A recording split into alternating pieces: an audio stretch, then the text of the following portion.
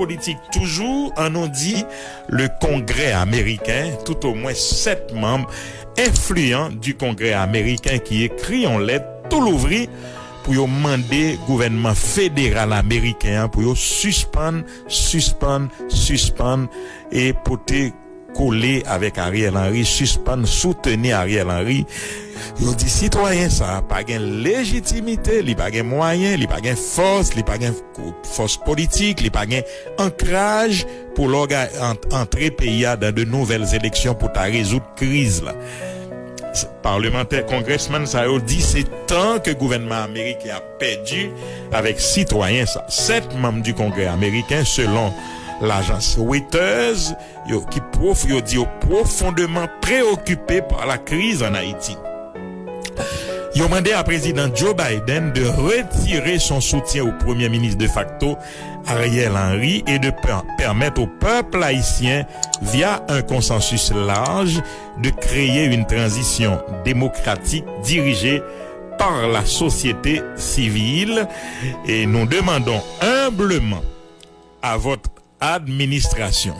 Merci, et l'être là, Gaëtan, sous live là. Nous demandons humblement à votre administration de permettre au peuple haïtien de déterminer son propre destin politique et de retirer son soutien au gouvernement de facto, peut-on lire dans cette correspondance qui se fend d'une exhortation au président démocrate, selon transcription Journal Le Nouvelliste. Nous exhortons votre administration à permettre au peuple haïtien de déterminer son destin politique en soutenant le consensus entre les acteurs politiques, la société civile, les secteurs religieux et privés pour créer une transition démocratique dirigée par la société civile, ont soutenu les signataires. Cependant, on fait remarquer ces parlementaires américains, toutes mesures prises pour mener à une telle transition a des chances limitées de succès si les États-Unis continuent à soutenir le gouvernement de facto du docteur Ariel Henry. Les 7 parlementaires ont plus loin affirmé qu'Ariel Henry n'a aucun intérêt à négocier de bonne foi alors qu'il bénéficie du soutien inconditionnel des États-Unis. Les signataires de cette lettre ont mis en avant le besoin de rupture avec certains aspects de la politique américaine ayant eu des effets néfastes pour Haïti. Il ne fait aucun doute que certains aspects de la politique américaine à l'égard d'Haïti ont miné le développement, la paix et la sécurité du pays. Cependant, ont soutenu ces élus, nous avons la possibilité de réparer nos erreurs passées et de soutenir le peuple haïtien pour mettre son pays sur la voie d'une véritable démocratie. Le moment est venu, ont-ils estimé, soulignant au passage qu'il y a un nombre croissant d'acteurs de la société civile, du secteur privé et d'organisations politiques mobilisés pour offrir une voie plus représentative et qu'inclusive afin de conduire Haïti vers la direction d'une démocratie durable. Nous espérons que votre administration prendra des mesures significatives pour s'engager de manière substantielle avec ces groupes, peut-on lire dans cette lettre des congressmen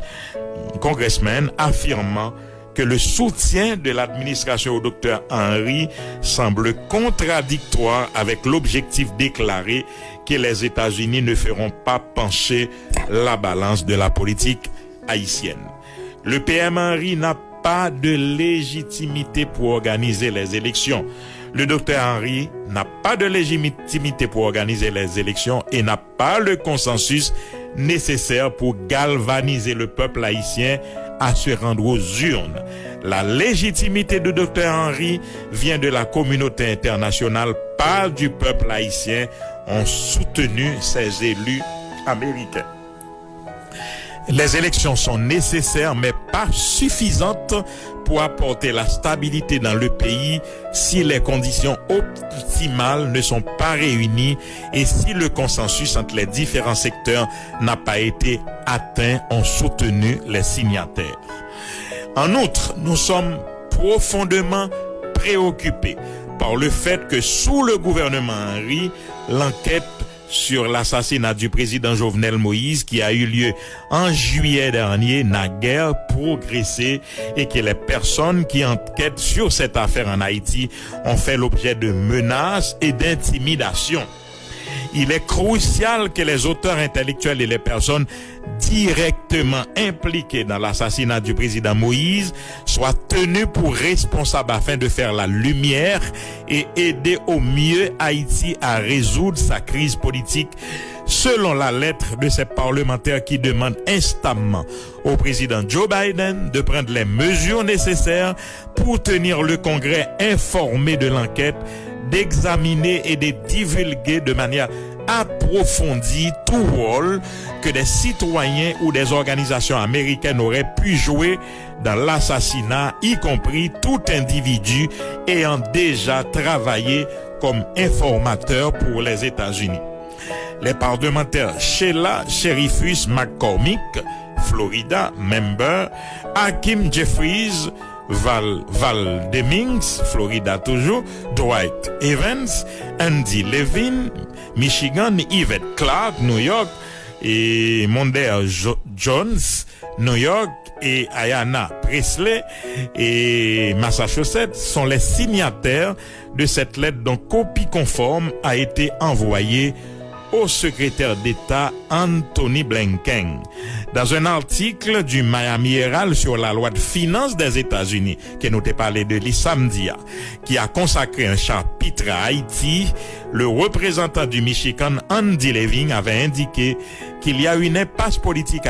en Haïti. Nous savons que la situation politique en Haïti est dans l'impasse. Le dirigeant de facto Ariel Henry, refusant de coopérer avec le processus de transition démocratique mené par la société civile, avait déclaré le représentant Andy Levin, Michigan, en notant qu'il était heureux de voir la loi sur Haïti adoptée dans le cadre du paquet Omnibus en particulier, parce qu'elle établit une ligne de base selon laquelle la politique américaine encourage un dialogue politique large,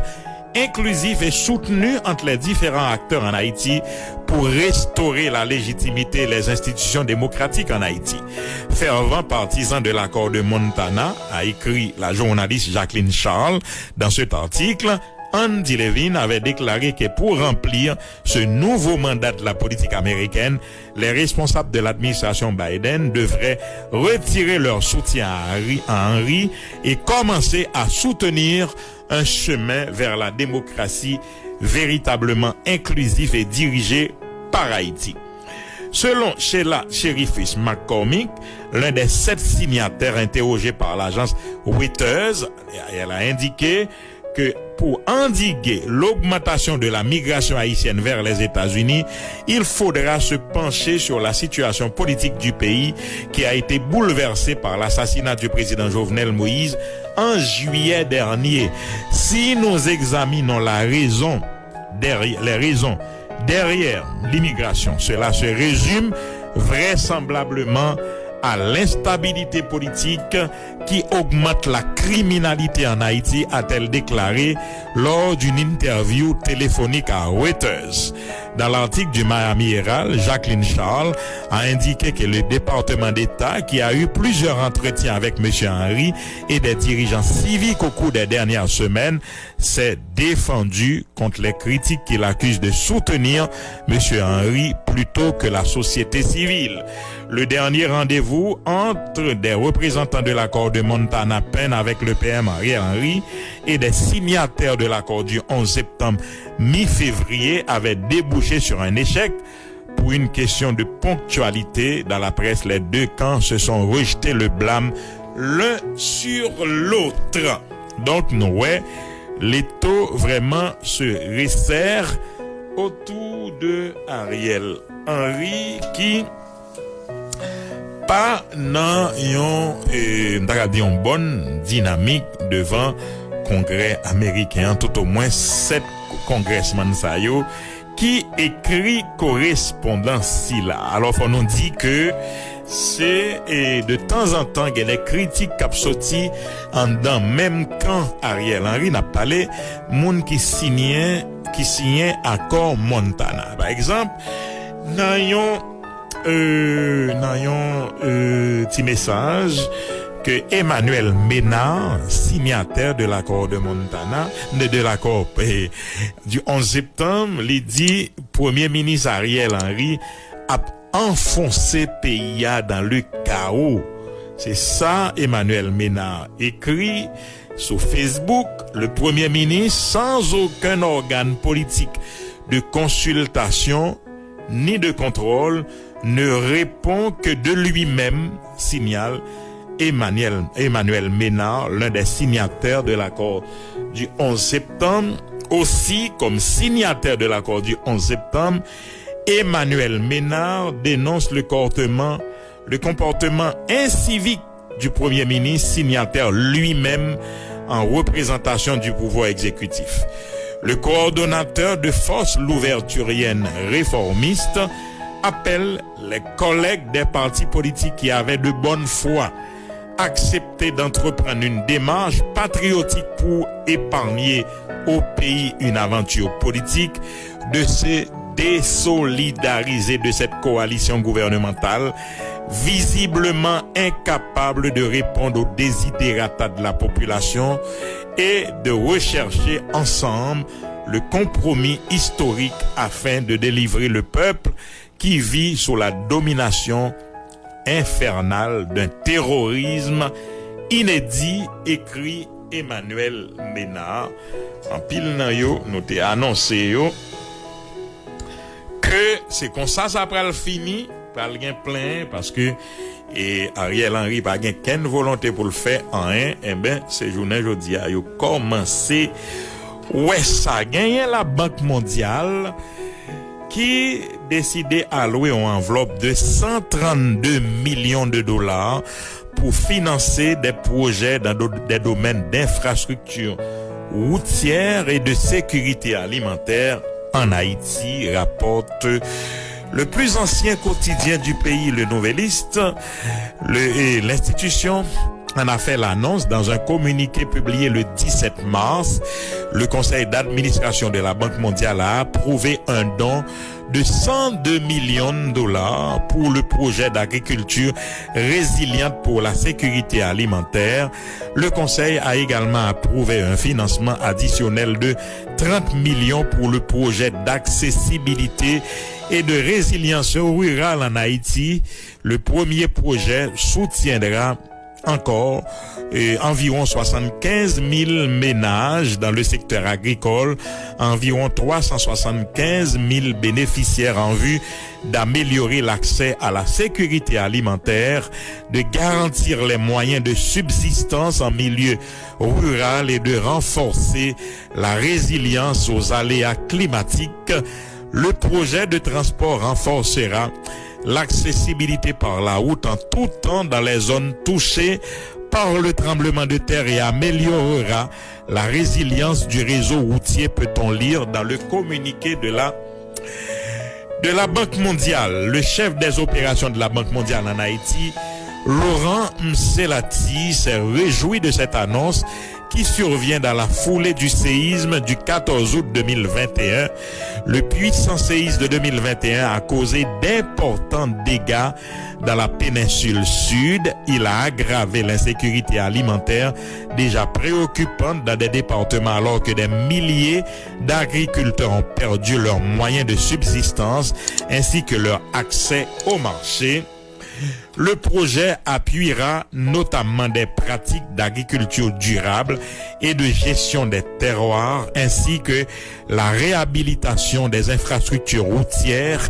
afin de promouvoir des systèmes locaux de production alimentaire plus résilients et d'assurer une croissance économique inclusive.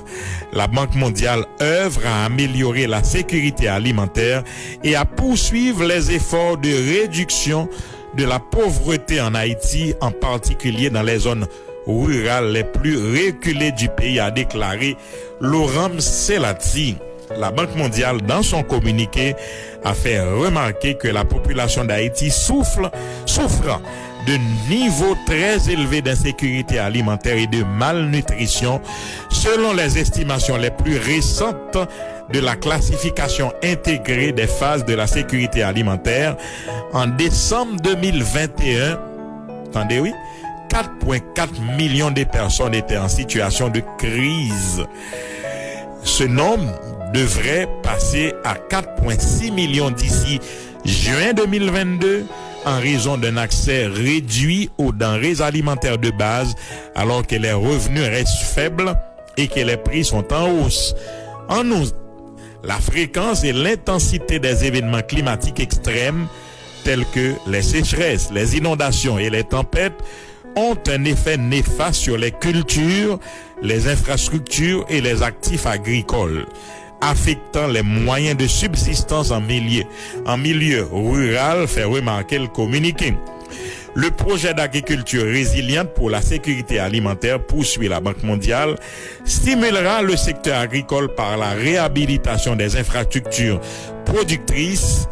et la création d'opportunités d'emploi temporaires, des subventions en nature et un soutien technique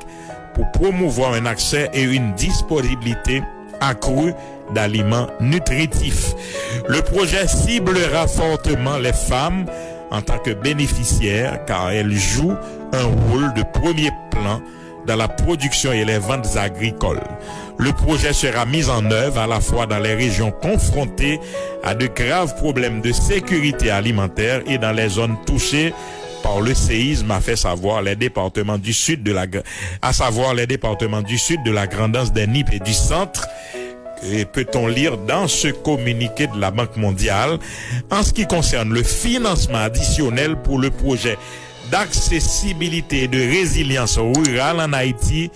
le communiqué indique qu'il se concentrera sur les segments de route les plus vulnérables aux impacts du changement climatique, notamment les inondations et